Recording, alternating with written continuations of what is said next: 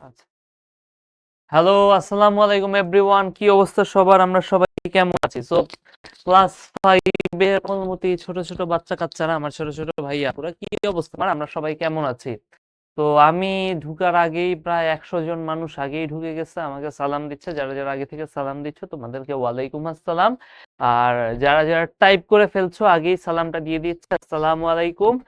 আর হচ্ছে গিয়ে যারা অন্য ধর্মের মানুষ আছো তোমাদেরকে তোমাদের ধর্ম অনুযায়ী হচ্ছে আদাব। তো কি অবস্থা সবার? তোমরা কেমন আছো? তো আলহামদুলিল্লাহ আমি অনেক ভালো আছি। আর তোমাদের ক্লাস নিব, এত ছোট ছোট আমার ভাইয়া আপুদের ক্লাস নিব, এটা ভেবে আরো ভালো লাগতেছে। তো ভালো তো আছি, এমনিতে শরীর একটু অসুস্থ, একটু না ভালোই অসুস্থ। বাট আশা করি ক্লাসটা আমরা খুব সুন্দরভাবে নিতে পারবো, আমাদের ক্লাসে কোনো সমস্যা হবে না বা ঝামেলা হবে না। তো আজকে আমরা আমাদের যে বৃত্তি পরীক্ষার যে লাস্ট মোমেন্টের প্রিপারেশন, বাংলা করলে হয় শেষ মুহূর্তের প্রস্তুতি, সেই শেষ মুহূর্তের প্রস্তুতির ইংলিশের একটা ক্লাস আমরা করব।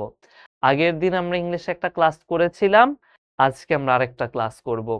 তো আজকে আমরা দেখব যে আমাদের বৃত্তি পরীক্ষায় ইংলিশে কেমন কেমন প্রশ্ন আসতে পারে, প্রশ্নগুলা কিভাবে কিভাবে অ্যান্সার করতে হয়। গতদিনও আমরা দেখেছিলাম, গত ক্লাসেও আমি তোমাদের দেখিয়েছিলাম।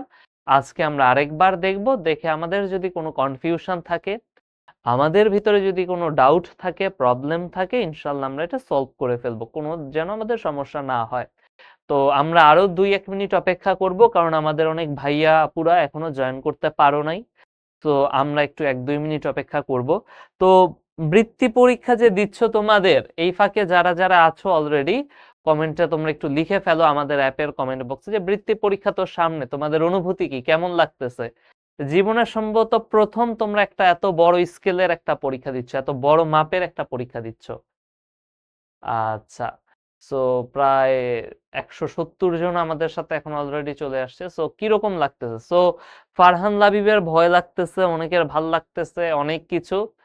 তো ক্লাস 5 এর এই পরীক্ষাটা দিয়েই মোটামুটি তোমরা দেশব্যাপী লেভেলের একটা পরীক্ষা দিবে। এর আগে তোমরা যত পরীক্ষা দিয়েছো আমার ধারণা সবই ছিল স্কুলের ভিতরে। তোমার স্কুলের 100 জন, 200 জন, 250 জন স্টুডেন্ট, তাদের ভিতরে পরীক্ষা, কম্পিটিশন। এই পরীক্ষাটায় পুরা দেশের ভিতরে কম্পিটিশন। সো আমাদের সময় বৃত্তি পরীক্ষা ছিল না, আমি 2013 সালে ছিলাম ক্লাস 5-এ। আমাদের সময় পিএসসি, প্রাইমারি স্কুল সার্টিফিকেট নামে একটা পরীক্ষা ছিল। তো ওই পিএসসি পরীক্ষাটায় হইতো কি, ওটা সবাইকে দিতে হইতো। মেট্রিক, ইন্টারমিডিয়েট, এসএসসি, এইচএসসি এর মতো পিএসসিও একটা বোর্ড পরীক্ষা ছিল, বোর্ড একটা সার্টিফিকেট দিত। তো এই পরীক্ষাটা সবাইকে দিতে হইতো আমাদের সময়। বৃত্তি পরীক্ষা কিন্তু তোমাদের সময় দিচ্ছে, তোমাদের সবাই দিচ্ছে না, তোমাদের ক্লাসের যারা যারা একটু ভালো স্টুডেন্ট তারা দিচ্ছ তোমরা, বাট ওইটা সবাই দেওয়া লাগতো। তো আমাদের সময় জিপিএ ছিল, জিপিএ 5। তো মোটামুটি সবাই তো জিপিএ 5ই পায় ওইখানে, মানে সবাই পায় না, অনেকে পায়। তো আমিও ভাইয়া পেয়েছিলাম ওই সময়। তো অনেক দিন পর তোমাদের ক্লাসে এসে যেটা হচ্ছে গিয়ে ওই স্মৃতিটা আর কি মনে পড়ে যাচ্ছে, সেই প্রায় 13 বছর আগের স্মৃতি, 12-13 বছর আগের স্মৃতি। হ্যাঁ, 2025 তো শেষ হয়ে যাচ্ছে। সো প্রায় 12 বা 13 বছর আগের স্মৃতি মনে পড়ে যাচ্ছে। এইটুকু ছিলাম তখন। আচ্ছা। ভাই আমাদের বৃত্তি পরীক্ষার কুইজ দিচ্ছে, জেলা পর্যায়ে কুইজ প্রতিযোগিতায় ভয় লাগেনি? এখন লাগছে। ভয় লাগার মতো কোনো পরীক্ষা এটা না ভাইয়া। সো এই পরীক্ষায় ভয় পাওয়ার কিচ্ছু নাই। তুমি একটা পরীক্ষা দিবা, যদি জেলার ভিতরে বা তোমার থানার ভিতরে, জেলার ভিতরে সম্ভবত, তোমার জেলার ভিতরে তোমার পজিশন কেমন সেটা চেক করা হবে। যদি তুমি টপ পজিশনে থাকো, সেরা পজিশনে থাকো, সরকার তোমাকে একটা আহ সম্মাননা দিবে, সম্মাননা দিবে তোমাকে, এটাই তো। এটা ভয়ের কি আছে? ভয়ের কিছু নেই। এটা হচ্ছে নিজেকে জাস্ট যাচাই করতেছো, ছোট একটা, যে আমার পজিশন কিরকম, আমার অবস্থা কোন জায়গায়, এটাই, আর কিছু না। তো অনেক কথা হলো, প্রায় 6টা 5 বেজে গেছে। তো আমরা এখন আর কথা না বাড়াই, আমরা হচ্ছে আমাদের ক্লাসের টপিকে চলে যাই। ক্লাসের টপিকে যাওয়ার আগে অনেকে যারা যারা গত ক্লাসে ছিল না, আমার পরিচয়টা তোমাদেরকে দিয়ে নেই। আমার নাম হচ্ছে রিফাত হাসান চৌধুরী। চৌধুরী শব্দটা এখানে নাই, পুরো নাম হচ্ছে মোহাম্মদ রিফাত হাসান চৌধুরী। তোমরা আমাকে রিফাত ভাইয়া নামেই ডাকতে পারো। আমি পড়াশোনা করছি ঢাকা ইউনিভার্সিটির আইবিএ তে। হ্যাঁ, ঢাকা ইউনিভার্সিটির আইবিএ তে। আমি এইচএসসি পরীক্ষা দিয়েছিলাম 2021 সালে। আমার কলেজ ছিল হচ্ছে নটরডেম কলেজ। আর আমার স্কুল ছিল Mirpur Bangla school and college,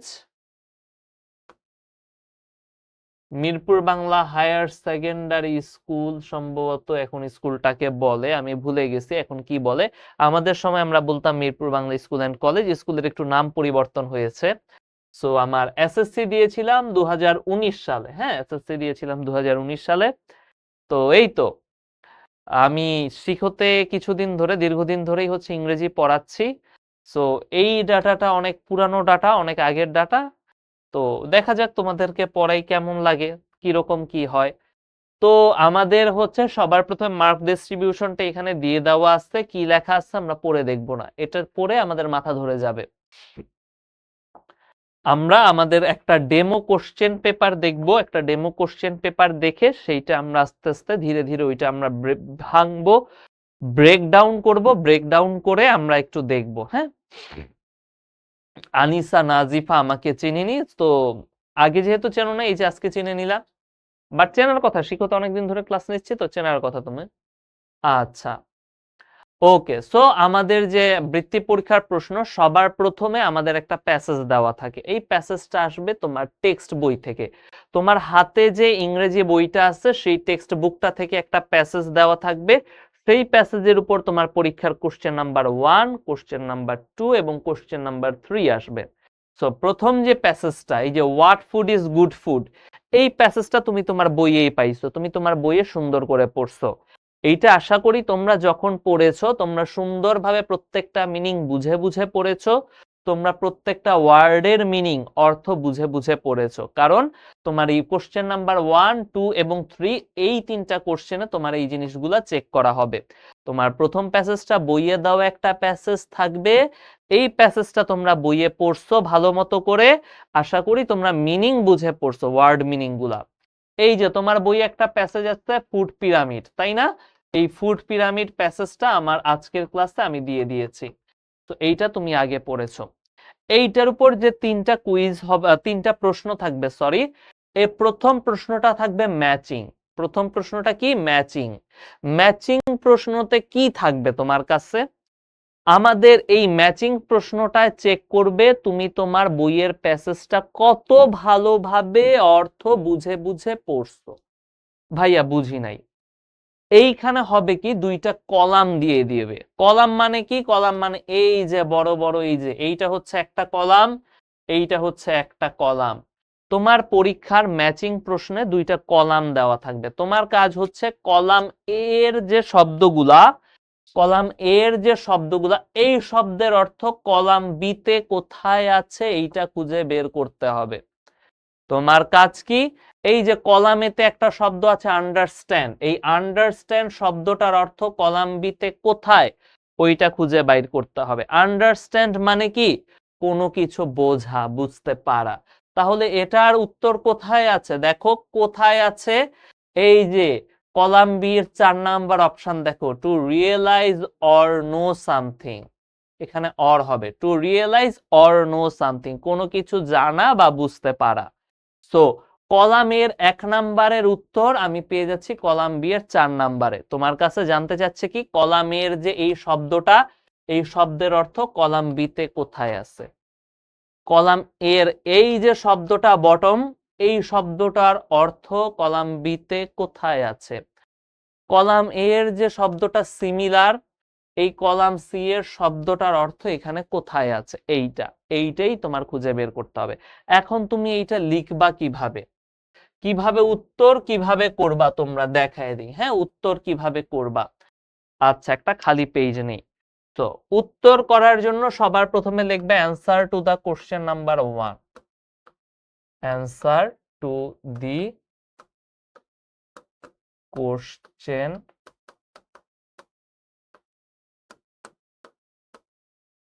number 01। আশা করি তোমরা দেখতে পাচ্ছ, একটা লাইন দিবা।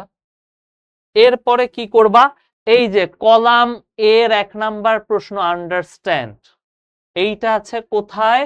কলাম বি এর 4 নাম্বারে। তাহলে তুমি লিখবা a+4, একটা ব্র্যাকেট দিবা, ব্র্যাকেট দিয়ে এরকম একটা সাইন দিবা, সাইন দিয়ে লিখবা আন্ডারস্ট্যান্ড আন্ডারস্ট্যান্ড ইকুয়ালস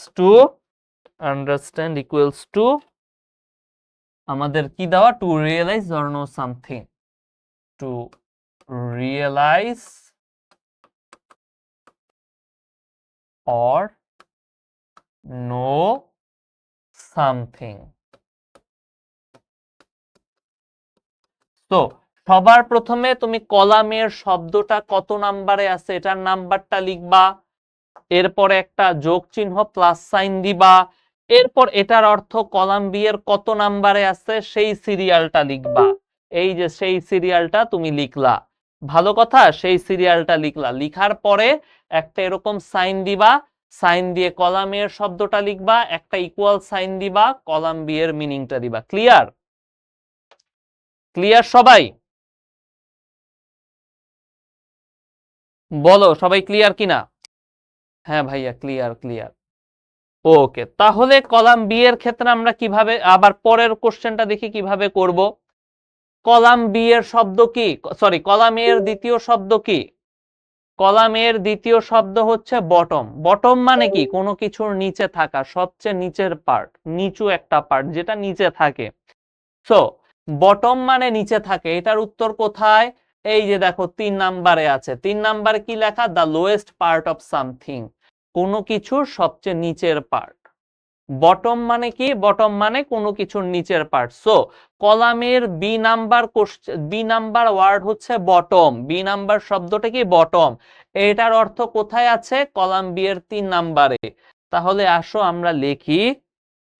আমরা লিখি বি প্লাস 1 2 3 রোমান 3 নাম্বার, এরপর একটা সাইন, এরপর লিখবো bottom equals to the lowest part of something।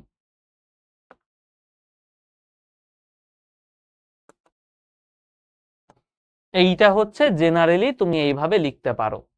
এখন তোমার স্কুলের টিচার যদি অন্য কোনো ভাবে লিখতে বলেন কোনো সমস্যা নাই, ওইভাবেও লিখতে পারবা। একদম স্ট্রিক্টলি এভাবে লাইন টু লাইন আমাকে ফলো করতে হবে এরকম কোনো কথা নাই। তোমার স্কুলের স্যার যদি কিছু না বলেন তাহলে আমি যেভাবে লিখছি এইভাবে লিখবা, আর যদি স্কুলের স্যার কিছু বলেন তাহলে উনি যেভাবে বলছেন লিখে নিও, কোনো সমস্যা নাই এখানে। হ্যাঁ, বেসিক্যালি যেটা করবা, কলামের শব্দের সিরিয়ালটা লিখবা। এই যে কলামের প্রথম শব্দ হচ্ছে এ নাম্বার সিরিয়াল, এরপর এটার অর্থ তুমি কলাম বি এর কোথায় পেয়েছো? 4 নাম্বার সিরিয়ালে পেয়েছো, লিখবা। এরপরে মূল শব্দটা লিখবা, সমান সমান এটার অর্থটা লিখবা। এই তো তাই না? আচ্ছা, কলাম এর 3 নাম্বারে আছে সিমিলার। এই শব্দটার অর্থ কলাম বি এর কোথায় পাবো? সিমিলার মানে হচ্ছে একই রকম। তাহলে দেখো কলাম বি এর 2 নাম্বারে আছে অলমোস্ট দা সেম। আজকে দেখি স্লাইড একটু বানান ভুল আছে, অলমোস্ট দি সেম। কলাম এর সিমিলার 3 নাম্বারের শব্দ, এটা আছে কলাম বি এর 2 নাম্বারে, এটার অর্থ অলমোস্ট দি সেম। তাহলে ওই যে সেম ভাবে লিখবো, C plus 2 similar equals to almost the same. এই যে হয়ে গেল। এইভাবে লিখলেই আমাদের জিনিসটা ডান। সো 1 নাম্বার প্রশ্ন আমাদের এই যে তোমার বৃত্তি পরীক্ষার 1 নাম্বার প্রশ্ন এইটাই থাকবে, এভাবে লিখতে হবে। এইটা পারার জন্য কেমন হতে হবে? এইটা পারার জন্য আমাদের প্রত্যেকটা শব্দের মানে আমাদের জানা থাকা লাগবে। এটা টেক্সট বুক থেকেই আসবে, এই প্যাসেজটা টেক্সট বুক থেকেই যেহেতু আসবে, তোমরা অলরেডি প্যাসেজটা পড়ে ফেলছো, আশা করি তোমরা এই প্যাসেজের শব্দের মিনিং গুলাও জানো। আচ্ছা, তো আমি তোমাদের প্রশ্নগুলোর উত্তর দিয়ে দিয়েছি, ক্লাস শেষে তোমরা অ্যাপের নোট অপশনে পেয়ে যাবা। এরপরে 2 নাম্বার প্রশ্নে যেটা থাকবে, 2 নাম্বার প্রশ্নে তোমাকে 5টা শব্দ দিবে। 2 নাম্বার প্রশ্নে কি করবে? 5টা শব্দ দিবে। ওই 5টা শব্দ দিয়ে 5টা সেন্টেন্স লিখতে হবে। ক্লাস 1 2 তে আমরা লিখতাম, তাই না? ক্লাস 1 2 তে এই কাজ করতাম, এটাই আবার করতে হবে। যেমন 2 নাম্বার প্রশ্নের 1 নাম্বার শব্দটা হচ্ছে ডিফারেন্ট। তোমাকে এই ডিফারেন্ট শব্দটা দিয়ে একটা শব্দ, একটা সেন্টেন্স লিখতে হবে। তো কিভাবে লিখতে পারো? Again answer to the question number 2 লিখে এ ডিফারেন্ট, একটা তীর চিহ্ন দিলা, we have different choices। সংক্ষেপে আমি শুধু ডিফ লিখলাম ভাইয়া, আমার পুরাটা লিখার আসলে মানে ইচ্ছা সময় করতেছে না। ডিফারেন্ট চয়েসেস সংক্ষেপে লিখে দিলাম। হ্যাঁ ভাইয়া, পুরা বোর্ডে লেখাটা আসলে কেমন দেখায়। এরপরে তুমি এরপর দিবা বি, বি দিয়ে বটম, বটম মানে কি? যেটা কোনো কিছুর নিচে থাকে, এটা দিয়ে একটা সেন্টেন্স বানাবা। সি নাম্বারে আছে এনার্জি, এনার্জি মানে শক্তি, এইটা দিয়ে হচ্ছে একটা সেন্টেন্স বানাবা। এইভাবে তুমি হচ্ছে 5টা ওয়ার্ড দিয়ে 5টা সেন্টেন্স বানায় ফেলবা, 5-এ 5 পেয়ে যাবা। খুবই সহজ। তো আমি একটা 5টা সেন্টেন্স আমি তোমাদের জন্য আমাদের এখানে দেওয়া আছে।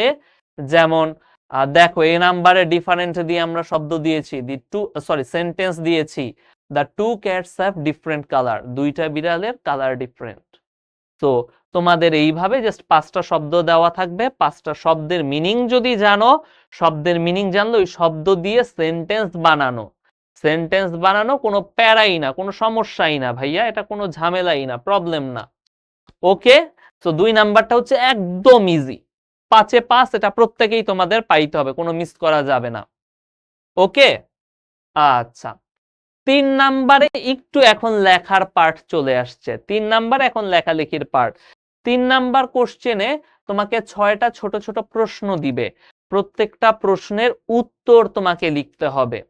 ওকে, উত্তর লিখতে হবে, প্রত্যেকটা উত্তর 2-3 সেন্টেন্সে লেখা ভালো। এখানে বলে দিছে ইন সেন্টেন্সেস, অর্থাৎ পুরা বাক্য লিখতে হবে, এবং মোর দেন ওয়ান সেন্টেন্সও তোমরা লিখতে পারো, আমি বরং বলবো মোর দেন ওয়ান সেন্টেন্সে লিখো, যেহেতু প্রত্যেকটা প্রশ্নের জন্য 3 মার্ক করে।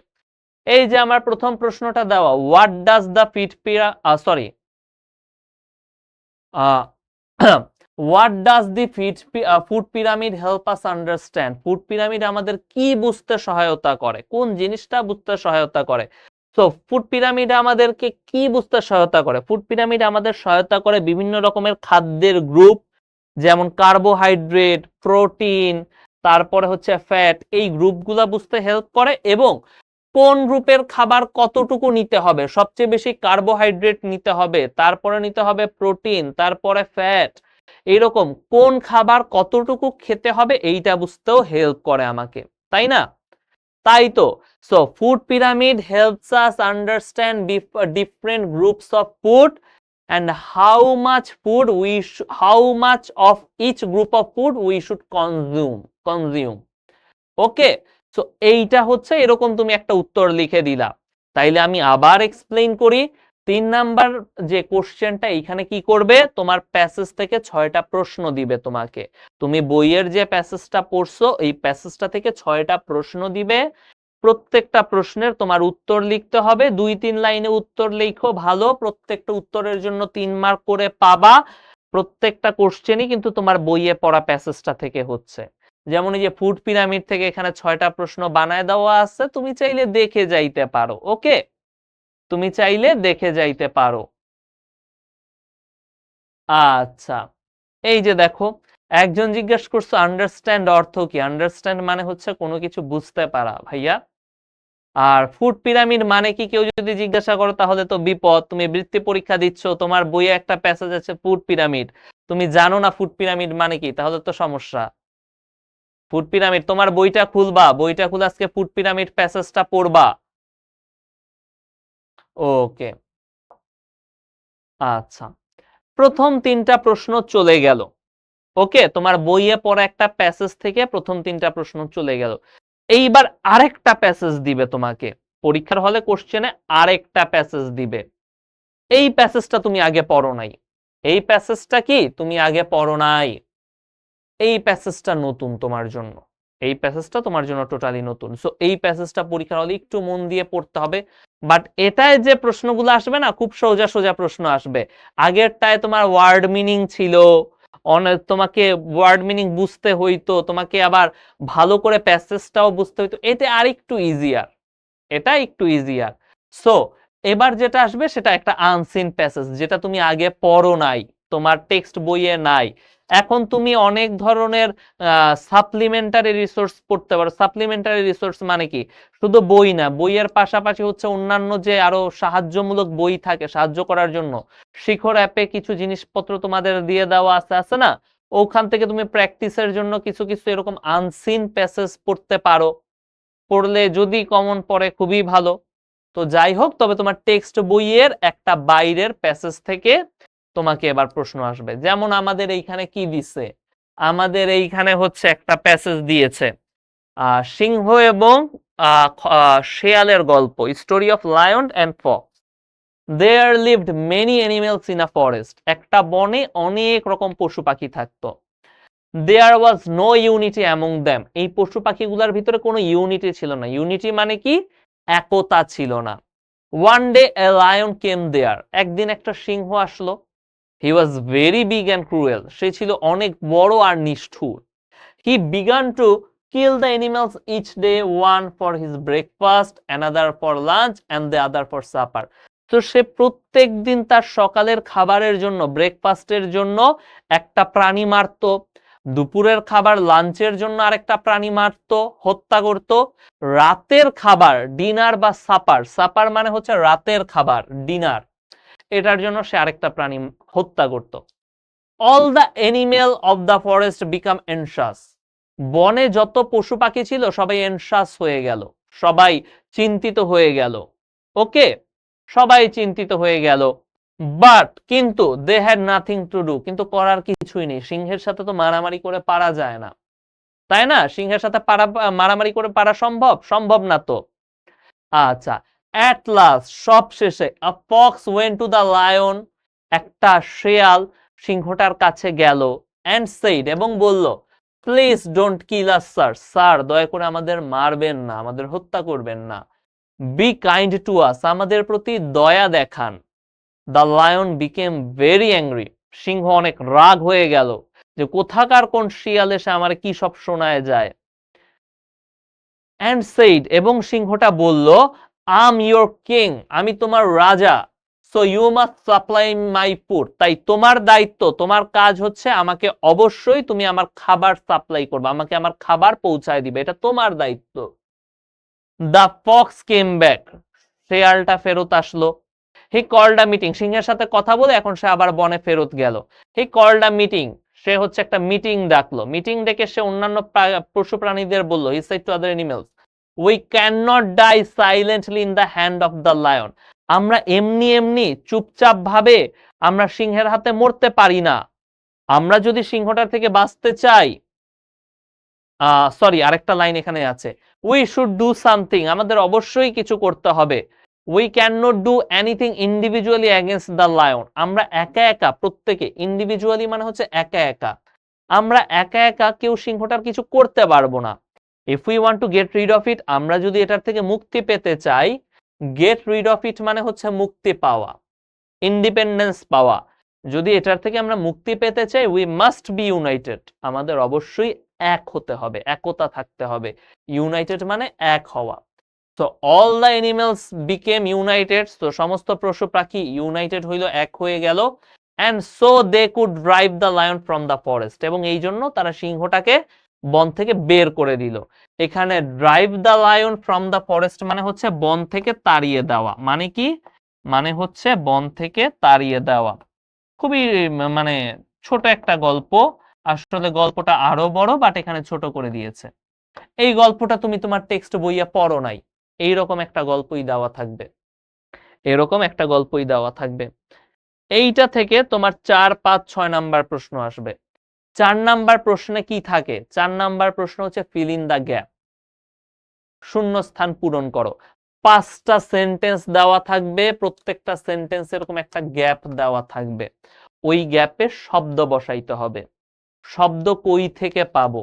উপরে আমার এই যে 5টা শব্দ দেওয়া থাকবে, এই 5টা শব্দ আমার এই 5টা সেন্টেন্সের ফাঁকা জায়গায় বসাইতে হবে। ক্রুয়েল মানে হচ্ছে নিষ্ঠুর, দয়া মায়া ছাড়া।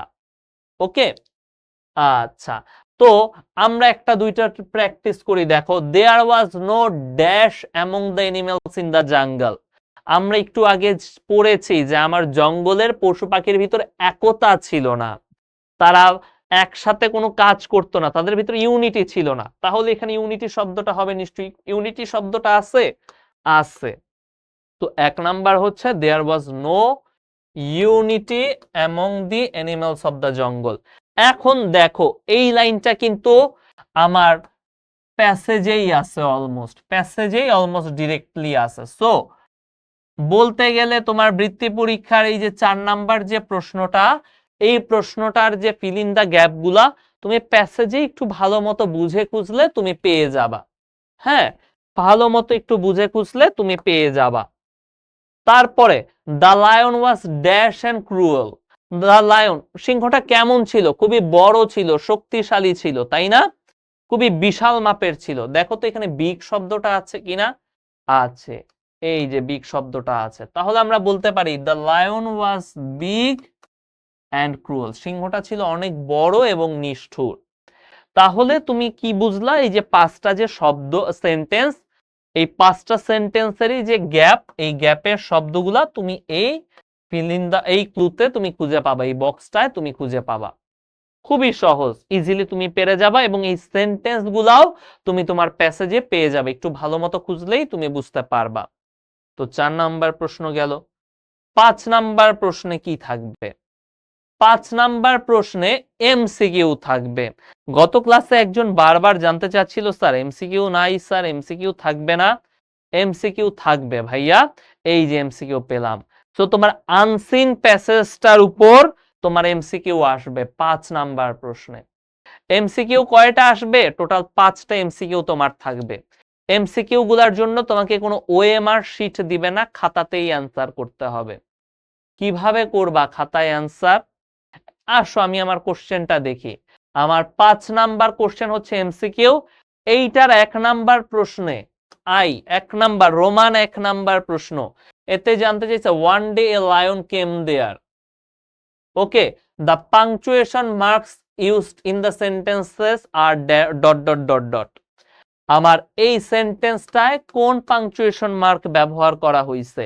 এই সেন্টেন্সে একটা কমা ব্যবহার করা হয়েছে, এই সেন্টেন্সে একটা ফুল স্টপ ব্যবহার করা হয়েছে। তাহলে এই সেন্টেন্সে কোন পাংচুয়েশন ব্যবহার করা হয়েছে? একটা কমা, একটা ফুল স্টপ। তাইলে আমার উত্তর কোনটা? উত্তর হচ্ছে option B, comma and full stop. তাইলে এইটা অ্যান্সার করবা কিভাবে? লিখে দেই, লিখে দেখাই কিভাবে অ্যান্সার করবা। তো সাদা কালি দেই, সাদা কালি দিয়েই লিখি। সো লিখবা অ্যান্সার, সরি ভাইয়া, answer to the question number 5, answer to the question number 5 দিলা নিচে একটা দাগ। এরপরে 1 নাম্বার রোমান 1 নাম্বার প্রশ্ন, এটার উত্তর আছে অপশন বি তে। উত্তরটা কি? উত্তরটা হচ্ছে কমা এন্ড ফুল স্টপ। তো তুমি সবার প্রথমে তোমার কোশ্চেনের নাম্বারটা লিখবা, তারপরে তোমার কোন অপশনে উত্তর আছে সেই অপশনটা লিখবা, এরপরে তুমি তোমার পুরো উত্তরটা লিখে দিবা। এমসিকিউর অ্যান্সার এভাবে করবা, আলাদা কোনো এমআর শিট তোমাকে দিবে না। পরের প্রশ্নটা দেখি। We can not die silently, আমরা চুপচাপ মরতে পারি না। এখানে সাইলেন্টলি শব্দটা কোন পার্টস অফ স্পিচ এইটা জানতে চাইছে। Here silently is a dash. Silently লাস্টে একটা এলওয়াই আছে। তোমাদের ছোট ক্লাসের জন্য বুঝার একটা সহজ উপায়, নরমালি ছোট ক্লাসে যদি দেখো যে কোন শব্দের শেষে এলওয়াই আছে, অধিকাংশ ক্ষেত্রে শিওর হয়ে যাবা এই এলওয়াই যুক্ত শব্দটা একটা অ্যাডভার্ব। আমার উত্তর কি? সাইলেন্টলি হচ্ছে একটা অ্যাডভার্ব, কারণ নরমালি এর শেষে এলওয়াই আছে। তাইলে 2 নাম্বার কোশ্চেনের উত্তর হচ্ছে অপশন সি, সাইলেন্ট অ্যাডভার্ব। তাহলে আসো উত্তর লিখি। 2 নাম্বার প্রশ্ন, অপশন সি তে আছে উত্তর। উত্তরটা কি? উত্তরটা হচ্ছে অ্যাডভার্ব। সো কিভাবে এইটার অ্যান্সার করবা? ক্লিয়ার? ক্লিয়ার হয়ে গেলা? বলো সবাই, এই পর্যন্ত ক্লিয়ার?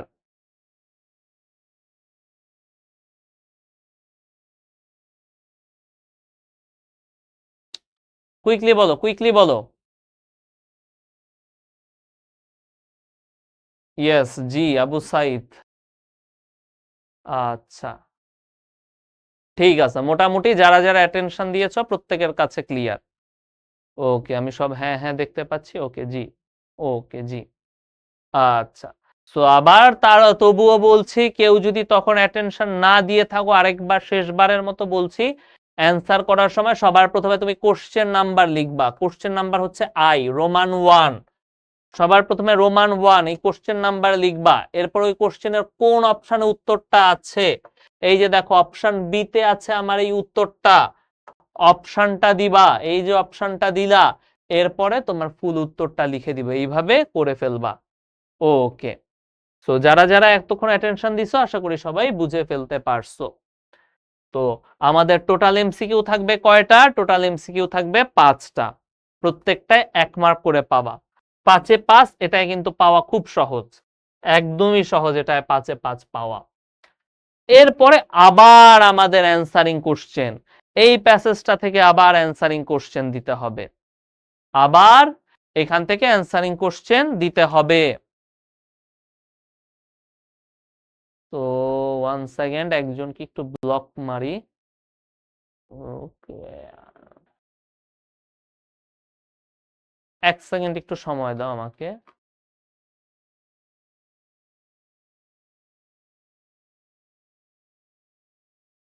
হুম, 1 সেকেন্ড।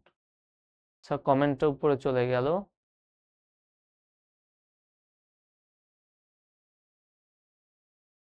ওকে, আচ্ছা, 6 নাম্বার প্রশ্নে আবার আসবে অ্যান্সারিং কোশ্চেন। 6 নাম্বারে আবার আসবে অ্যান্সারিং কোশ্চেন। অ্যান্সারিং কোশ্চেন জিনিসটা কিরকম? এই যে তুমি যে এই প্যাসেজটা পড়লে, এই প্যাসেজ থেকে খুব সহজ সহজ ছোট ছোট প্রশ্ন দিবে, এই প্রশ্নটার উত্তর দিতে হবে। উত্তর তুমি ডিরেক্টলি বলতে গেলে প্যাসেজের ভিতরেই পাবা, একটু সুন্দর করে সাজায় লিখবা। যেমন আমার এখানে দেখো, আমি প্রথম প্রশ্নটা দিছি, প্রথম প্রশ্নটা আবার দিছি। প্রথম প্রশ্নটা কি? Where did the animals live and what problem did they have? পশু পাখিগুলা কোথায় থাকতো, তাদের কি সমস্যা ছিল? তো তুমি আমার সাথে সাথে প্যাসেজটা পড়ছো, তুমি জানো the animals used to live in a forest, পশু পাখিগুলো একটা বনে থাকতো, এবং ওদের সমস্যা কি ছিল? তাদের সমস্যা হচ্ছে একটা লায়ন তাদের বনের ভিতরে এসে তাদেরকে হত্যা করা, মারা শুরু করেছিল। So the animals lived in a forest, they had no unity among them, that was their main problem. So আমার এই উত্তরে বলা আছে তাদের মেইন সমস্যা হচ্ছে গিয়ে তাদের ভিতরে কোনো ইউনিটি নাই, কোনো একতা নাই। ভালো, আরো সুন্দর উত্তর। তো তাদের ভিতরে মেইন প্রবলেম তাদের ইউনিটি নাই, লিখতে পারো। এরপরে দেখো অপশন বিতে, who came to the forest one day and how was he? একদিন বনে কে আসলো এবং সে কেমন ছিল? একদিন বনে কে এসেছিল? সিংহ এসেছিল। কি রকম? One day a lion came to the forest, একদিন বনে একটা সিংহ আসলো, and he was very big, powerful and cruel. ওই সিংহটা ছিল অনেক বড়, অনেক শক্তিশালী এবং ক্রুয়েল। ক্রুয়েল মানে কি? ক্রুয়েল মানে নির্দয়। ক্রুয়েল মানে কি? ক্রুয়েল মানে হচ্ছে নির্দয়। সো আমাদের এই যে এই প্রশ্নগুলা খুবই ছোট ছোট, খুবই সহজ সহজ প্রশ্ন, এবং প্রশ্নগুলোর উত্তর তোমার প্যাসেজের ভিতর একটু খুঁজলেই পেয়ে যাবা। ওকে, এই যে একটু খুঁজলে এরকম প্রশ্ন থাকবে 5টা, প্রত্যেকটা প্রশ্নের জন্য থাকবে 3 মার্ক। এগুলা কি আমরা খুব ইজিলি পারবো না? ইজিলি পারবো আমরা সবাই? আমরা খুব ইজিলি ইনশাল্লাহ এগুলা পেরে যাবো, এগুলা নিয়ে আমাদের কোনো সমস্যাই হবে না। আচ্ছা, সো 6 নাম্বার প্রশ্ন যাবে আমাদের অ্যান্সারিং কোশ্চেন। এই যে 6 নাম্বার কোশ্চেনের লাস্ট কোশ্চেনটা পড়ি। How did the animals get rid of the lion? আমাদের কিভাবে আমাদের এই সিংহটাকে, সিংহটার থেকে আমাদের এই পশু পাখিগুলা মুক্তি পেল? আমি একটু আগেও পড়েছি তোমাদের, গেট রিড অফ মানে হচ্ছে মুক্তি পাওয়া। গেট রিড অফ মানে কি? গেট রিড অফ মানে মুক্তি পাওয়া। সিংহ থেকে কিভাবে মুক্তি পেল? দ্য অ্যানিমালস গট ইউনাইটেড, তারা একত্রিত হলো, and then they drove away the lion from the forest, তারা সিংহটাকে বন থেকে তাড়ায় দিল। ড্রাইভ অ্যাওয়ে মানে তাড়িয়ে দেওয়া। আচ্ছা, সো তুমি চাইলে এই যে এই লাইনটাই লিখে দিতে পারো তোমার প্যাসেজে, তুমি প্যাসেজ দেখে দেখে এই যে all animals became united and so that they could drive the lion from the forest, এটাই লিখে দিতে পারো। এই যে এনশাস মানে হচ্ছে এখানে চিন্তিত অর্থে বুঝাইছে, অ্যাকচুয়াল বাংলাটা ঠিক আমি তোমাকে এই মুহূর্তে মাথায় আমি আসতেছে না, আমি আসলে বাংলা একটু দুর্বল, তো বাট চিন্তিত বুঝাচ্ছে। হ্যাঁ, আচ্ছা। সো তোমার এই 6 নাম্বার প্রশ্নে টোটাল 5টা প্রশ্ন থাকবে অ্যানসারিং কোশ্চেন। তোমার অ্যানসারিং কোশ্চেন টোটাল থাকবে কয়টা? 5টা অ্যানসারিং কোশ্চেন, 5টা প্রশ্নের উত্তর লিখতে হবে। এরপরে আমার 7 নাম্বার প্রশ্নটা একটু নতুন, আমার ধারণা এটা হয়তো আমরা আগে করি নাই, নাকি আগে করছি। এটা ক্লাস 6 থেকে 10-এ কিন্তু এই টাইপের কোশ্চেন নাই।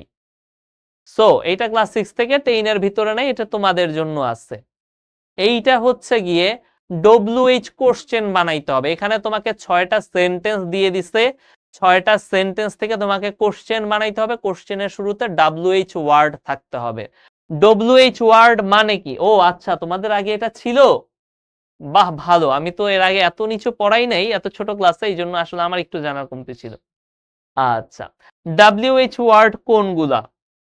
সো আচ্ছা, কালিটা একটু চেঞ্জ করি, কালিটা চেঞ্জ করে দেই ইয়েলো কালি। Who, what, where, when, why, how, এই ওয়ার্ডগুলাকে আমরা বলি WH ওয়ার্ড, কারণ এদের শুরু নরমালি WH দিয়ে শুরু। এই ওয়ার্ডগুলো দিয়ে আমরা কোশ্চেন করি অনেক সময়, আমরা অনেক সময় এগুলা দিয়ে কোশ্চেন করি। আমাদের এই 5টা সেন্টেন্স দিয়ে, সরি 6টা সেন্টেন্স দিয়ে 6টা প্রশ্ন বানাইতে হবে। প্রশ্নগুলার শুরু হবে এই WH ওয়ার্ডগুলো দিয়ে, এবং আমার প্রশ্নটা এমন বানাইতে হবে যেন আমি আমার প্রশ্নের উত্তরে এই আন্ডারলাইন করা শব্দগুলা পাই, এই আন্ডারলাইন করা শব্দগুলা পাই। ভাইয়া বুঝি নাই, একটু বুঝায় দেন, একটু বুঝি নাই ভাইয়া, বুঝায় দেন। আচ্ছা, লাস্টে একটা দেই নেই কেন? আচ্ছা, লিখতে লিখতে ইটা বোধহয় বসে নাই। আচ্ছা, যাই হোক, যেমন ধরো number question, Bulbul's father took Nipa to home, বুলবুলের বাবা নিপাকে বাসায় নিয়ে গেল। এই সেন্টেন্সটা থেকে একটা কোশ্চেন বানাইতে হবে, যে কোশ্চেনটার উত্তর হচ্ছে নিপা। যে কোশ্চেনটার উত্তর কি? কোশ্চেনটার উত্তর হচ্ছে নিপা। তাহলে আসো আমি একটা কোশ্চেন বানাই। কোশ্চেনটা হচ্ছে এইরকম একটা কোশ্চেন বানাই, হু ডিড বা ও সরি, বুলবুল বলতেছি কেন, বাবুল, থুক্কু ভাইয়া, বাবুল, সরি একটু চোখে ভুল দেখেছিলাম।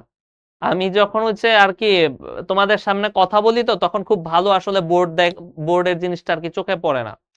তো বাবুলের বাবা, Babul's father took Nipa home, বাবুলের বাবা নিপাকে বাসায় নিয়ে গিয়েছিল, এটা দিয়ে কোশ্চেন বানাই। হ্যাঁ, কোশ্চেন বানাই। ওকে, কেমন কোশ্চেন হতে পারে? Who did Babul's father take the home, বাবুলের বাবা কাকে বাসায় নিয়ে গিয়েছিল? উত্তর হচ্ছে নিপাকে। তাহলে এই কোশ্চেন করলে আমি নিপা পাবো উত্তর। আমার WH ওয়ার্ড দিয়ে এমন একটা কোশ্চেন বানাইতে হবে যে কোশ্চেনের উত্তরে আমি আমার এই আন্ডারলাইন করা শব্দটা পাবো। এই যে 2 নাম্বার প্রশ্ন দেখো, বার্ডস আর ফ্লাইং, পাখিরা আকাশে উড়ছে। So what are birds doing, পাখিরা কি করছে? উত্তর হচ্ছে ফ্লাইং। এই যে এই জিনিসটা আমি উত্তরে পেয়ে গেলাম। আচ্ছা, ডিড কেন বসছে একজন জানতে চাইছে। ডিড বসে ভাইয়া পাস্ট টেন্স হইলে, টুক, টুক শব্দটা হচ্ছে V2, তার মানে এটা একটা পাস্ট টেন্স, এই জন্য ডিড শব্দটা বসছে। ক্লিয়ার? ডিড শব্দটা কেন বসছে, একটু কালিটা আবার চেঞ্জ করি। ডিড শব্দটা কেন বসছে? কারণ এইখানে V2 আছে, পাস্ট টেন্স আছে, টুক আছে, টুক হচ্ছে পাস্ট টেন্সে, পাস্ট টেন্স থাকলে ডিড বসে, পাস্ট টেন্স থাকলে কি বসে? ডিড বসে। ক্লিয়ার এখন? আচ্ছা, তারপরে birds are flying, what are birds doing, what are the birds doing, পাখিরা কি করছে? The birds are flying, flying, উড়ছে তারা। সো আমার প্রশ্নটার উত্তর হয়ে যাচ্ছে ফ্লাইং। ওকে, ইয়েস ইয়েস, বুঝতে পেরেছি, জি ভাইয়া। তো তোমাকে এরকম একটা কোশ্চেন বানাইতে হবে যে প্রশ্নের উত্তরে আমি এই আন্ডারলাইন করা জিনিসটা পাই। সি নাম্বারে দেখো ডুইং কেন হইল ভাইয়া? ডুইং বসে কখন? ডিড বসে হচ্ছে পাস্ট টেন্স থাকলে। আর ডুইং বসে কখন? আর ডুইং বসে কখন? আর ডুইং বসে হচ্ছে প্রেজেন্ট কন্টিনিউয়াস টেন্স থাকলে। কখন বসে? বসে প্রেজেন্ট কন্টিনিউয়াস টেন্স থাকলে। এই যে দেখো বার্ডস আর ফ্লাইং, পাখিরা উড়ছে, তারা তো এখন উড়ছে, এটা তো কন্টিনিউয়াস টেন্স। কন্টিনিউয়াস টেন্স হইলে ভার্বের শেষে আইএনজি বসে। কি বসে? আইএনজি বসে। আচ্ছা ভাইয়া এইখানে কেন টেক হইল? আচ্ছা, একবার যখন তুমি একটা সেন্টেন্সে ডিড লিখে ফেলো, একবার যখন একটা সেন্টেন্সে তুমি ডিড লিখে ফেলো, এরপরে তুমি যেই ভার্বটাই লেখো না কেন ভাইয়া ওইটা ভি1 লিখতে হবে, ওই ভার্বের ভি1 লিখতে হয়। ক্লিয়ার? আচ্ছা এই যে ভাইয়া বুঝেছি। ঠিক আছে, ঠিক আছে বুঝার জন্য। এরপর সি নাম্বারটা দেখো, she enjoys reading poems and history. সে কি করে? সে কবিতা পড়তে পছন্দ করে, সে ইতিহাস পড়তে পছন্দ করে। এটা দিয়ে যদি আমি কোশ্চেন বানাইতে যাই, কেমন কোশ্চেন হবে? এইটা দিয়ে কোশ্চেন হবে কিরকম কোশ্চেন, যে সে কি করতে পছন্দ করে। এটার ইংলিশ কি হইতে পারে? What does she enjoy? সে কি এনজয় করে? What does she enjoy? She enjoys reading poems and history. সে কবিতা পড়ে এবং ইতিহাস পড়া পছন্দ করে। এই তো। আচ্ছা এখন আবার বলতেছে একজন ডাস কেন হয়? তোমাদের গ্রামের অবস্থা একটু সমস্যা আছে। সো আমার এই সেন্টেন্সটা হচ্ছে প্রেজেন্ট টেন্সের একটা সেন্টেন্স। এটার সাবজেক্ট হচ্ছে শি। এটার সাবজেক্ট কি? এটার সাবজেক্ট হচ্ছে শি। শি হচ্ছে একটা third person singular number. She কি? শি হচ্ছে third person singular number. Third person singular number যদি কোনো সেন্টেন্সে থাকে, ওই সেন্টেন্সের কোশ্চেনে ডাজ লিখতে হয়। তাহলে আসো আমি একটু একটা জিনিস লিখে দেই তোমাকে। যদি আমার সেন্টেন্সের সাবজেক্ট হয় ফার্স্ট পারসন অথবা সেকেন্ড পারসন, ফার্স্ট পারসন অথবা সেকেন্ড পারসন, এবং টেন্সটা যদি হয় প্রেজেন্ট টেন্স, এবং টেন্সটা যদি কি হয় প্রেজেন্ট টেন্স, তাহলে আমার সেন্টেন্সে ভার্ব হবে ডু। আমার কোশ্চেনে কি বসাবো? কোশ্চেনে বসাবো ডু। ফার্স্ট পারসন কারা? আসো আরেকটা স্লাইড খুলে নেই। আমার ফার্স্ট পারসন কারা? আমার ফার্স্ট পারসন হচ্ছে আই এবং উই, এটা হচ্ছে আমার ফার্স্ট পারসন। আমার সেকেন্ড পারসন কারা? সেকেন্ড পারসন হচ্ছে ইউ। আর থার্ড পারসন কারা? আমার থার্ড পারসন হচ্ছে হি, শি, রহিম, কানিস, দে, এগুলা হচ্ছে আমার থার্ড পারসন। এদের ভিতরে যেই সমস্ত থার্ড পারসন দিয়ে একজন মানুষকে বুঝায় সেগুলাকে আমরা ডাকি থার্ড পারসন সিঙ্গুলার নাম্বার। সেগুলাকে আমি কি ডাকি? সেগুলাকে আমরা ডাকি থার্ড পারসন সিঙ্গুলার নাম্বার। আর যেই সমস্ত থার্ড পারসনকে দিয়ে একের অধিক মানুষ বুঝায়, দে দিয়ে তো অনেক মানুষ বুঝাচ্ছে, এদেরকে আমরা ডাকি কি? Third person plural number. কি ডাকি? ডাকি থার্ড পারসন প্লুরাল নাম্বার। আচ্ছা এইবার আসো, তাহলে ফার্স্ট পারসন কাদের বলবো? ফার্স্ট পারসন মানে হচ্ছে আই আর উই। সেকেন্ড পারসন কাদের বলবো? You. Third person singular number কারা? হি, শি, রহিম, করিম, জরিম, যত মানুষ আছে যাদের দিয়ে মাত্র একজন মানুষকে বুঝায় এরা হচ্ছে থার্ড পারসন। আর দে এটা কি? এইটা হচ্ছে third person plural number. Third person কিন্তু অনেকজন মানুষ বুঝায়, থার্ড পারসন প্লুরাল নাম্বার। এখন কোন সেন্টেন্সের সাবজেক্ট যদি হয় ফার্স্ট পারসন অথবা সেকেন্ড পারসন, কোন সেন্টেন্সের সাবজেক্ট কি হয়? ফার্স্ট পারসন অথবা সেকেন্ড পারসন, টেন্সটা যদি হয় প্রেজেন্ট টেন্স, তাহলে আমরা ভার্ব বসাবো ডু। ভার্ব কি বসাবো? ডু। যদি আমার সেন্টেন্সের সাবজেক্ট হয় ফার্স্ট পারসন অথবা সেকেন্ড পারসন অথবা থার্ড পারসন, যেটাই হোক, টেন্সটা যদি হয় পাস্ট টেন্স, টেন্সটা যদি হয় পাস্ট টেন্স, তাহলে আমরা বসাবো ডিড। তাহলে তাহলে আমরা কি বসাবো? তাহলে আমরা বসাবো ডিড। আর যদি আমার সেন্টেন্সের সাবজেক্ট হয় third person singular number, third person singular number, টেন্সটা যদি হয় প্রেজেন্ট টেন্স, টেন্সটা যদি হয় প্রেজেন্ট টেন্স, তাহলে আমরা বসাবো ডাজ। এইটা আমি ভেবেছিলাম তোমরা আগেই পড়ে আসছো। তোমরা হচ্ছে বৃত্তি পরীক্ষা যেহেতু দিচ্ছ, আমি আশা করছিলাম তোমাদের অনেকে এটা আগেই পড়ে আসছো, বাট দেখতে পাচ্ছি কয়েকজনের হয়তো সমস্যা। তো আমরা যখন ক্লাস 6-এ উঠবো, আমরা তখন হচ্ছে গিয়ে আরেকটু ভালোভাবে এই জিনিসগুলো আর কি আমরা শিখতে পারবো, বুঝতে পারবো। ওকে, আচ্ছা। তো যেটা বললাম, আমার এই 7 নাম্বার প্রশ্নে আমার 6টা সেন্টেন্স দেওয়া থাকবে। 6টা সেন্টেন্স থেকে আমার 6টা প্রশ্ন বানাইতে হবে। প্রশ্নে শুরু করতে হবে WH ওয়ার্ড দিয়ে। আমি কোশ্চেন গুলা তোমার জন্য বানায় দিছি, এটার উত্তর বানায় দিছি। ওকে, এই যে তোমাদের অধিকাংশ আগে পড়ছে। ওকে, আচ্ছা। 8 নাম্বার প্রশ্ন হচ্ছে সবচেয়ে সহজ। 8 নাম্বার প্রশ্ন সবচেয়ে সহজ। এই প্রশ্নে কি দেয়? এই প্রশ্নে আমাকে 6টা সেন্টেন্স দেয়। সেন্টেন্স গুলা খিচুড়ি বানায় দেওয়া। খিচুড়ি তো আমরা সবাই খাইছি। খিচুড়িতে কি হয়? ভাত থাকে, ডাল থাকে, তারপরে সবজি থাকে, অনেক সময় মাংস থাকে, মুরগির মাংস, গরুর মাংস, খাসির মাংস থাকে, সব একসাথে মিশায় তারপরে খিচুড়ি রান্না করা হয়। আমার এই 8 নাম্বার প্রশ্ন একই ঘটনা। এখানে 6টা সেন্টেন্স দেওয়া, প্রত্যেকটা সেন্টেন্সের ওয়ার্ডগুলোকে খিচুড়ি বানায় দিছে। মানে কি? ওয়ার্ডগুলা যেভাবে লেখার কাজ ওইভাবে লেখা নাই, উল্টা পাল্টা মিক্স করে দিছে। আমাদেরকে মিক্স থেকে ওয়ার্ডগুলাকে সুন্দরভাবে ভালোভাবে লিখতে হবে, সুন্দর এবং ভালোভাবে। কিরকম?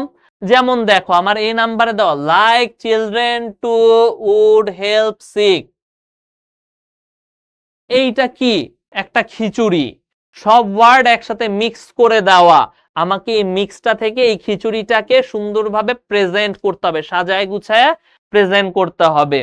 তাইলে এই ওয়ার্ডটাকে যদি এই সেন্টেন্সটাকে যদি আমি সাজায় লিখি, তাইলে সেন্টেন্সটা কি হবে? কালিটা চেঞ্জ করি। সেন্টেন্সটা হবে হচ্ছে I would I would like to help sick children. I would like to help sick children. এই যে আমাদের যে মাত্র রান্না করা খিচুড়ি, এইটাকে আমি সুন্দর করে প্রেজেন্ট করে দিলাম, রিঅ্যারেঞ্জ করে দিলাম। তাহলে আমার কাজ কি? আমার এই শব্দগুলাকে সুন্দরভাবে অ্যারেঞ্জ করে, এখানে অনেকগুলা শব্দ দেওয়া আছে, সুন্দর করে অ্যারেঞ্জ করে আমার একটা সেন্টেন্স বানায় দিতে হবে। যেরকম আমার এই যে বি নাম্বার, এইটাকে চাইলে আমি যে সেন্টেন্সটা বানাইতে পারি সেটা হচ্ছে রবীন্দ্রনাথ ট্যাগর রবীন্দ্রনাথ রবীন্দ্রনাথ ট্যাগর এদিকে কি আছে? Wrote our national anthem. Rabindranath Thakur আমাদের জাতীয় সঙ্গীত রচনা করেছেন। Rabindranath Tagore wrote our national anthem. Rabindranath Thakur আমাদের জাতীয় সঙ্গীত, ন্যাশনাল অ্যানথেম মানে হচ্ছে জাতীয় সঙ্গীত, উনি এটা রচনা করেছেন। এরপর সি নাম্বারটাকে যদি আমি সাজাইতে যাই, সি নাম্বারটাকে চাইলে আমি সুন্দর করে সাজায় লিখতে পারি। কিভাবে লিখতে পারি? লিখতে পারি fish and protein, fish and chicken, fish and chicken meat,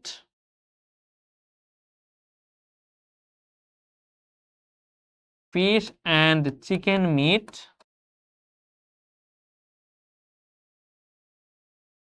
have a protein.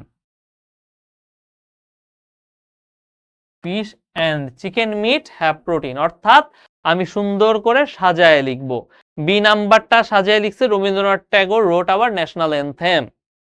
আচ্ছা, তো 8 নাম্বার এটা তোমরা আগেও করছো, তোমরা বললা যে ওয়ার্ড গুলাকে রিঅ্যারেঞ্জ করে একটা আমি কি করব, একটা আমি সেন্টেন্স বানায় দিব। আচ্ছা, এরপরে তো 8 নাম্বারটাও গেল। 8 নাম্বার যাওয়ার পরে এই যে দেখো আমাদের উত্তরগুলো এখানে দিয়ে দেওয়া আছে, তোমরা চাইলে বাসায় প্র্যাকটিস করতে পারো। আচ্ছা আচ্ছা, এখানে কমার অপশন ছিল নাকি? ও ইয়েস ইয়েস ইয়েস। আচ্ছা, এরপরে 9 নাম্বারে আসে আরো ইজি জিনিস। 9 নাম্বারে আসে ক্যাপিটালাইজেশন এন্ড পাংচুয়েশন। এটা তো একদম জন্মের পর থেকেই আমরা শিখে যাচ্ছি। ক্যাপিটালাইজেশন এন্ড পাংচুয়েশন এটা মানে এটা একদম প্রাচীন কাল থেকে, এটা আজীবন চলতে থাকবে। এই জিনিসটা এইচএসসি পর্যন্ত আসতে থাকবে, ক্যাপিটালাইজেশন এন্ড পাংচুয়েশন। অর্থাৎ কোথায় আমার ক্যাপিটাল লেটার হবে, একটা প্যাসেজ দেওয়া থাকবে, কোথায় ক্যাপিটাল লেটার হবে, কোথায় পাংচুয়েশন মার্ক হবে। পাংচুয়েশন মার্ক মানে কি, ফুল স্টপ, কমা, কোলন, এগুলা হবে। এগুলা তোমরা পারো, এগুলা তোমরা বহু কাল আগে করছো। এখন অনেকেই আছে কয়েকজন তাসকিনের মতো যারা একটু ভুল করে, তো তাসকিনের মতো যারা ভুল করো তোমরা একটু প্র্যাকটিস করতে হবে, এই জিনিসটা ভালো মতো প্র্যাকটিস করলেই পেরে যাবা। যেমন আমার এখানে সৈকত ইজ ইন ক্লাস 5, সৈকত হচ্ছে একটা মানুষের নাম, এসটা হবে বড় হাতের। ক্লাস 5 এ সেন্টেন্স শেষ, দিব একটা ফুল স্টপ। পরের সেন্টেন্স শুরু হি দিয়ে, এইচটা হবে বড় হাতের, he is a good student, আবার ফুল স্টপ। সো তোমরা এইভাবে আর কি জিনিসটা করে ফেলবা, ক্যাপিটালাইজেশন এন্ড পাংচুয়েশন ইজিলি পারবা। সো অ্যান্সার দিয়ে দিয়েছি, এই তো। এইবার 10 নাম্বারে একটা ইউনিক প্রবলেম। গতদিন আমরা 10 নাম্বারে ফিল ইন দ্য ব্ল্যাঙ্কস শিখেছি, গতদিন 10 নাম্বারে ফিল ইন দ্য ব্ল্যাঙ্কস শিখেছি। আজকে অন্য কিছু শিখব। তোমার যে 10 নাম্বার প্রশ্নটা, এটা অ্যাকচুয়ালি কি আসবে আমরা জানি না, দুইটার যে কোনো একটা জিনিস আসতে পারে, দুইটার একটা জিনিস আসতে পারে। কি কি? 1 নাম্বারে আসতে পারে হচ্ছে fill in the form, sorry fill up the form.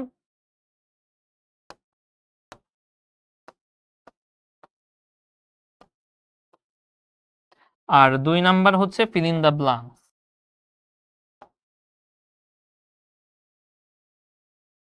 এই দুইটার যে কোনো একটা আসতে পারে, হয় তোমাকে একটা ফিল ইন দা ব্ল্যাঙ্কস করতে হবে, নইলে তোমাকে একটা ফর্ম দিবে, এই ফর্মটা পূরণ করতে হবে।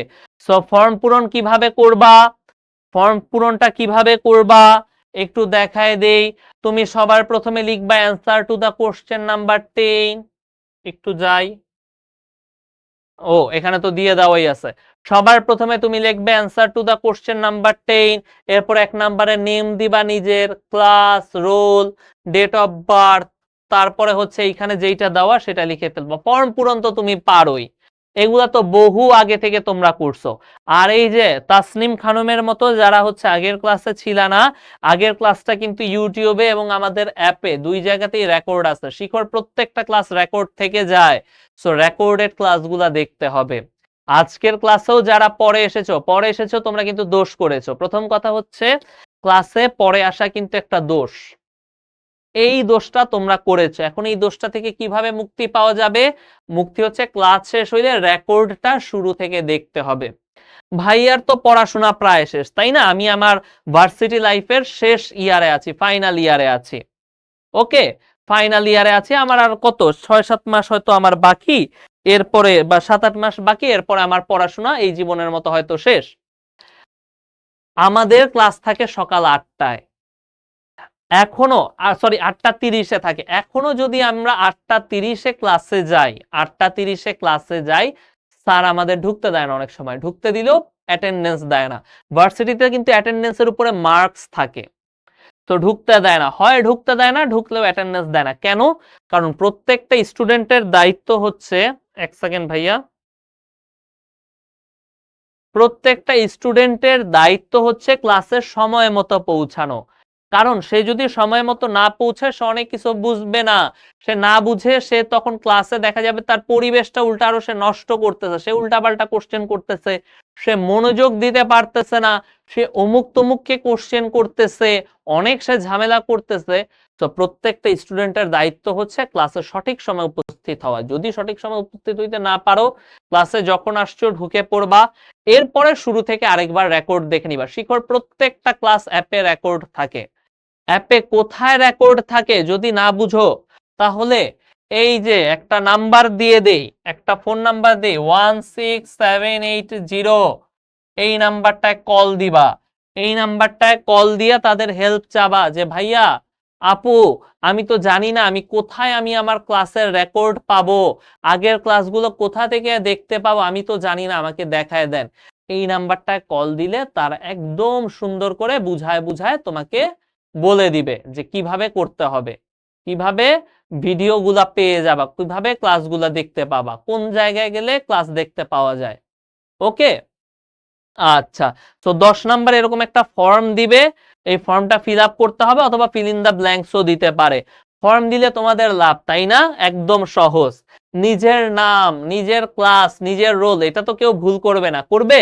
নিজের জন্ম তারিখ, কেউ তো এটা ভুল করবে না। তো এইটা খুব সহজ। তো 10 নাম্বার নিয়ে আলাদা করে কিছু বলার নাই। আচ্ছা,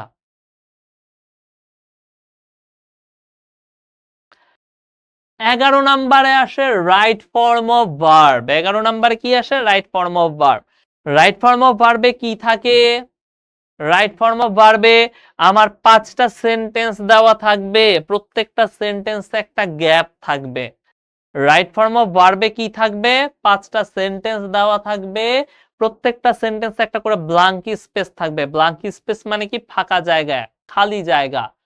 আমার হচ্ছে স্পেস, এই যে একটা স্পেস দেওয়া, এই স্পেসের পাশে ব্র্যাকেটে একটা ভার্বও দিয়ে দিবে। দেখো প্রত্যেকটা স্পেসের পাশে ব্র্যাকেটে একটা ভার্ব দেওয়া, এই ভার্বগুলা তোমার এই স্পেসে বসাইতে হবে, বাট একটু চেহারাটা চেঞ্জ করে, প্রেজেন্ট টেন্সকে পাস্ট টেন্স অথবা ফিউচার টেন্স, অথবা একটু অন্যরকম চেহারা করে বসাইতে হবে। এইটাই রাইট ফর্ম অফ ভার্ব। যেমন এ লং টাইম অ্যাগো, অনেক কাল আগে, পাস্ট টেন্সের কথা বলতেছে, তাইলে এই সেন্টেন্সে সমস্ত কিছু পাস্ট টেন্সে হবে। এ লং টাইম অ্যাগো, অনেক আগের কথা, অতীতকাল। তাহলে এই সেন্টেন্সে সবকিছু কি হবে? পাস্ট টেন্সে। Frogs dash have beautiful voice, তোমাকে বলছে এই হ্যাভ ভার্বটা বসাইতে হবে, টেন্সটা চেঞ্জ করে দাও। যেহেতু অতীতকালের কথা, তাইলে আমার বসাইতে হবে পাস্ট টেন্স। হ্যাভ এর পাস্ট টেন্স কি? হ্যাভ এর পাস্ট টেন্স হচ্ছে হ্যাড।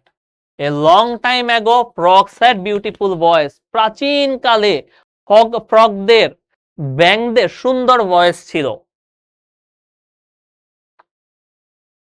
তারপরে এই যে বি সি ডি ই এরকম 5টায় হচ্ছে 5টা গ্যাপ দেওয়া, প্রত্যেকটার সাথে হচ্ছে ব্র্যাকেটে একটা ভার্বও দিয়ে দেওয়া, ওই ভার্বটা তোমাকে সুন্দর করে বসাইতে হবে। এই যে তোমাদের ভিতরে অনেকে হচ্ছে অ্যান্সারও কমেন্ট বক্সে লিখে ফেলতেছে। ওকে, অ্যান্সারও কমেন্ট বক্সে লিখে ফেলতেছে। তো আমাদের 11 নাম্বারও হয়ে যাচ্ছে, আমাদের উত্তরগুলো এখানে দিয়ে দিছি। সো যারা যারা বাসায় প্র্যাকটিস করবা করে ফেলতে পারো। একজন বলছে ভাইয়া হ্যাড কেন হবে? যদিও আমি 5 মিনিট আগে, সরি মানে 1-1.5 মিনিট আগেই বললাম হ্যাড কেন হবে, অ্যাটেনশন তুমি দাও নাই, এটা তুমি একটা ভুল করছো। তবুও তোমাকে বুঝাই দিচ্ছি। এ লং টাইম অ্যাগো মানে হচ্ছে অনেক দিন আগের কথা, অতীতকাল, তাই না? অনেক দিন আগের কথা, আমি তোমাকে অতীতকাল বা পাস্টের কথা বলতেছি। অতীতকাল মানে কি? সেন্টেন্সে পাস্ট টেন্স হবে। এখন আমার তাইলে এই ব্র্যাকেটে পাস্ট টেন্স বসাইতে হবে। হ্যাভ এর পাস্ট টেন্স কি?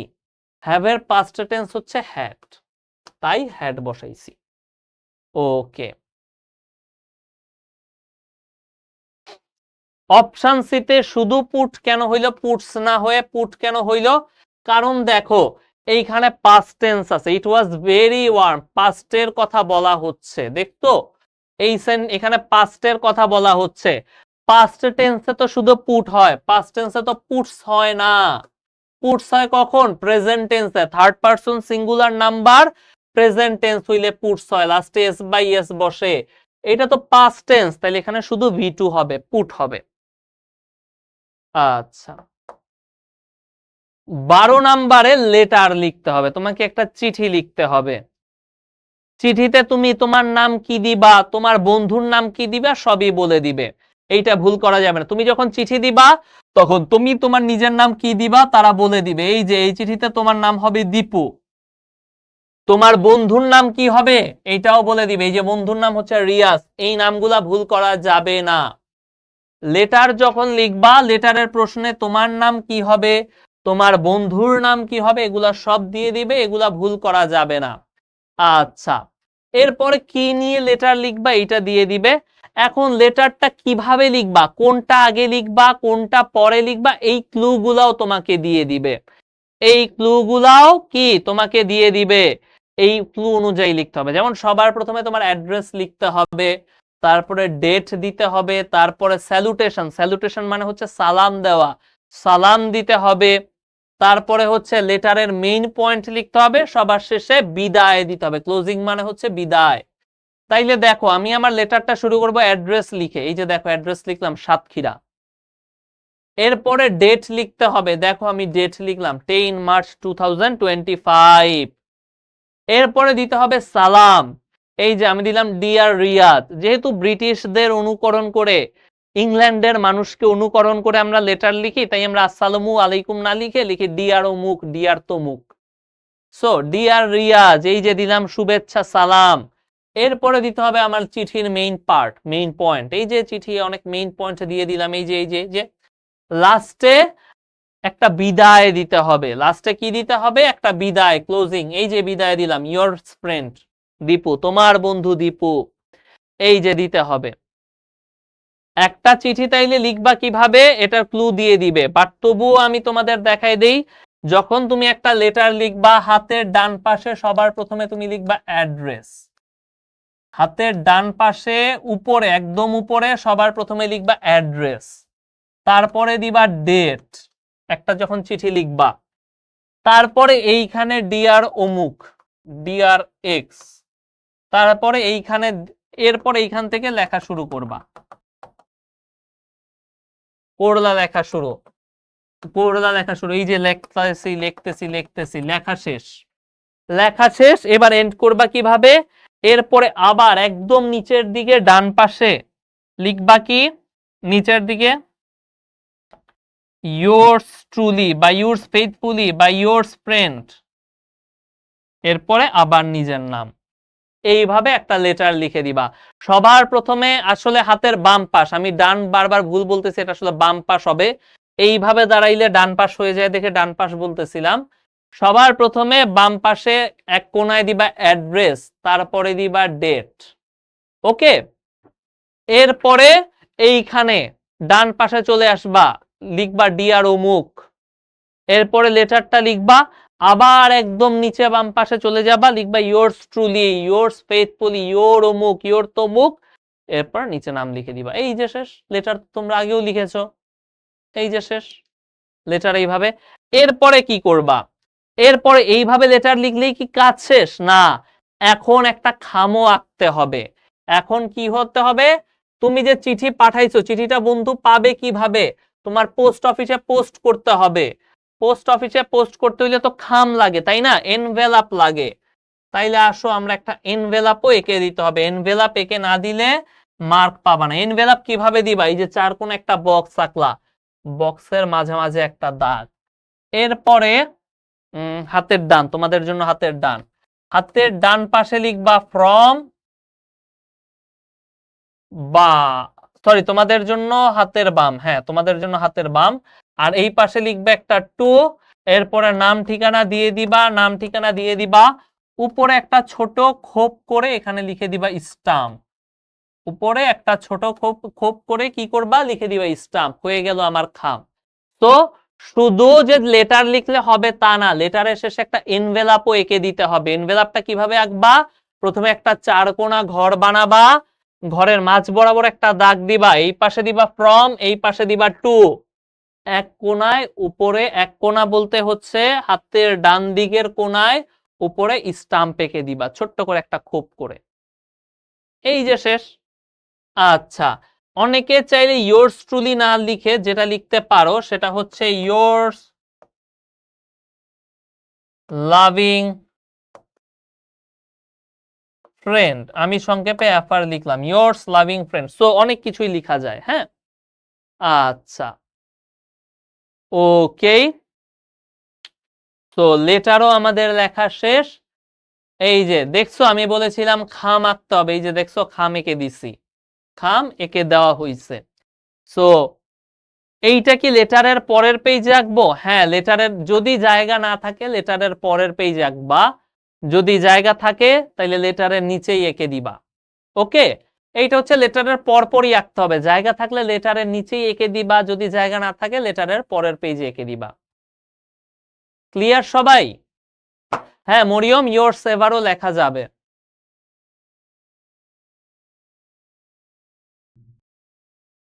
ক্লিয়ার সবাই?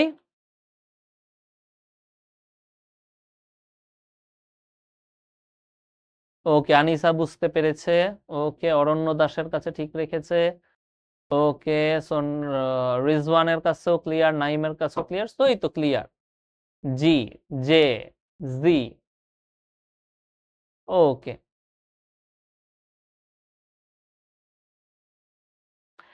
তোমরা চাইলে লাস্টে ইয়োর সেভার লিখে দিতে পারো, তোমরা চাইলে এই যে লাস্টে ইয়োর সেভার লিখে দিলেই আসলে হয়ে যায়, এত কিছু না লিখে এই যে এইখানে ইয়োর সেভার লিখে দিলেই হয়ে যায়, ইয়োর্স এভার এইটা লিখে দিলেই হয়ে যায়, ইয়োর সেভার তাইলেই হয়ে যায়। এই যে দেখো সেখানে ইয়োর ফ্রেন্ড হয়ে যায়। সো শেষে একটা খাম দিতে হবে, খাম আঁকলাম। এইবার 13 নাম্বার, 13 নাম্বার কোশ্চেন, এইটা হচ্ছে আমাদের ফাইনাল শেষ প্রশ্ন। এটা কি ফাইনাল শেষ প্রশ্ন? এটা হচ্ছে কম্পোজিশন। কম্পোজিশনের বাংলা যদি আমি করি কাইন্ড অফ হচ্ছে নির্মিতি, কম্পোজিশনের বাংলা হচ্ছে নির্মিতি, বাট নির্মিতির মানে আমরা জানি না, তো আমরা ধরে নিব কম্পোজিশন মানে হচ্ছে রচনা, ধরে নিব আসল বাংলা হচ্ছে নির্মিতি।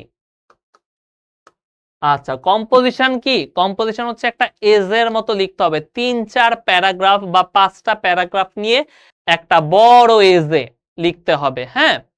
আমার এইখানে আমার বলে দিবে আমার কিসের উপর এজেটা লিখতে হবে। আমার এই এজের প্রশ্নে 5টা প্রশ্নও দেওয়া থাকবে, এই 13 নম্বরে 5টা প্রশ্নও দেওয়া থাকবে।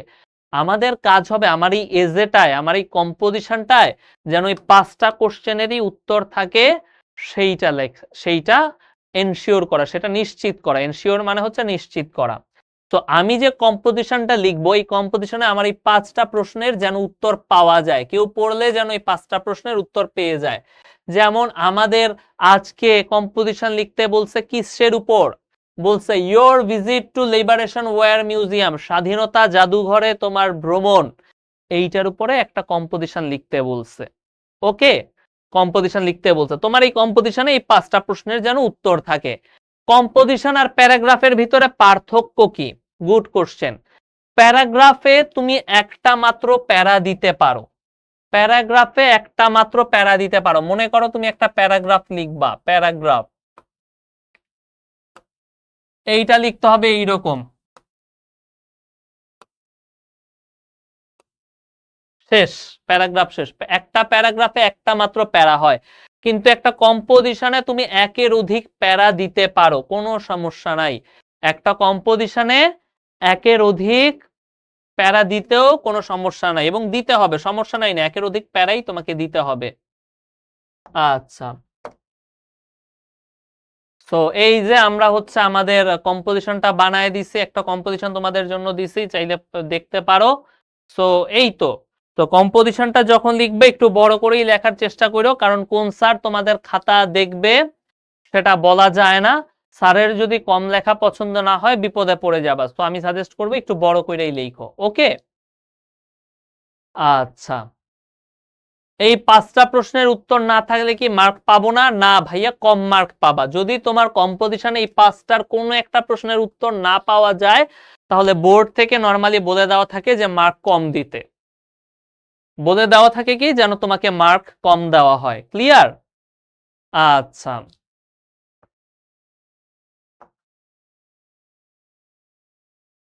আনিসা নাজিফা বলতে যদি আবার বড় পছন্দ না হয় কি করব?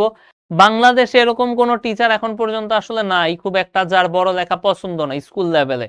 স্কুল লেভেলের সকল টিচারেরই মানে জীবনের প্রধান মানে অনেক পছন্দের একটা ব্যাপার হচ্ছে স্টুডেন্টরা বড় বড় করে লিখবে, এটাই হচ্ছে তাদের জীবনের ইয়া।